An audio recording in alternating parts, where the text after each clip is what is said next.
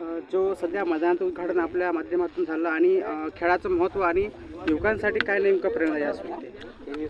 क्रिकेटमध्ये आता कसं झालं आहे, आपल्या ग्रामीण भागातनी क्रिकेटला खूप महत्त्व आहे. म्हणजे कोणी आपलं समजा विकासाच्या दृष्टिकोनातून आता गावाचे जे नागरिक असतात ते बघतात. सगळे कोणी आपल्यामधला प्लेयर घडू शकतो, कुठंतरी आपलं नाव होऊ शकते. टीमचं पूर्ण समजा सगळ्यांनी जर सहकार्य केलं तर आपल्या गावची टीम हे नंबर 1 पण बनू शकतात.